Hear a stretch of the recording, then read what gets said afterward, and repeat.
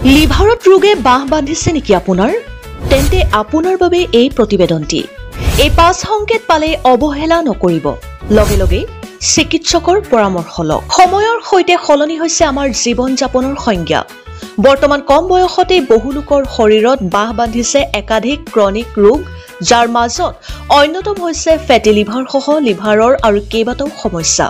বেছিভাগ মানুহৰে ধাৰণা মদ্যপান কৰিলে কেৱল লিভাৰৰ অসুখ হয়, কিন্তু চিকিৎসকে জনাইছে এই ধাৰণা একেবাৰেই সঁচা নহয়। সাম্প্ৰতিক এক সমীক্ষা অনুসৰি বৰ্তমান প্ৰায় 40% ভাৰতীয়ই নন এলকহলিক ফেটি লিভাৰত ভুগিছে, আৰু এই ৰোগৰ হাতত ধৰিয়ে শৰীৰত বাহ বান্ধিব পাৰে লিভাৰ চিৰচিছৰ দৰে মাৰণ ৰোগ। সেয়ে প্ৰাথমিক পৰ্যায়ত ৰোগ চিনাক্ত কৰাটো জৰুৰী। লিভাৰৰ সমস্যাৰ কেইবাটাও লক্ষণ প্ৰাথমিকভাৱে শৰীৰত দেখা যায়। জানি থওক সেই লক্ষণসমূহ কি কি।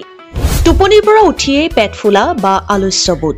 যদি প্ৰতিদিনে পুৱা টোপনিৰ পৰা উঠি পেট ফুলে বা এনাৰ্জি কম পায়, তেতিয়া সতৰ্ক হওক। বিশেষকৈ ইয়াৰ সৈতে বমি বমি ভাৱ বা ভোক নলগা আদিও লিভাৰৰ সমস্যাৰ লক্ষণ হ'ব পাৰে। দ্বিতীয়তে, ভোক কমি যোৱা বা ঘনে ঘনে বমি বমি ভাৱ। যদি আপোনাৰ ক্ৰমাগতভাৱে ভোক নালাগে বা কাৰণ অবিহনে বমি বমি ভাৱ আহি থাকে, তেতিয়াই বুজিব এয়া লিভাৰৰ সমস্যাৰে কাৰণ। তৃতীয়তে, পেটৰ মেদ। ওজন বাঢ়ি যোৱা, বিশেষকৈ পেটৰ মেদ বাঢ়িলে সেয়া লিভাৰে সঠিকভাৱে ফেট বিপাক নকৰাৰেই ইংগিত বহন কৰে। মুখ, ডিঙি বা বাহুত ক'লা দাগ। শৰীৰৰ কিছু অংশত পিগমেণ্টেশ্যনো লিভাৰৰ অসুখৰ লক্ষণ, যাৰ ভিতৰত মুখ, ডিঙি, বাহুত ক'লা দাগ দেখিলে প্ৰথমে সতৰ্ক হওক। পঞ্চমতে, পেটৰ সোঁফালে অস্বস্তি।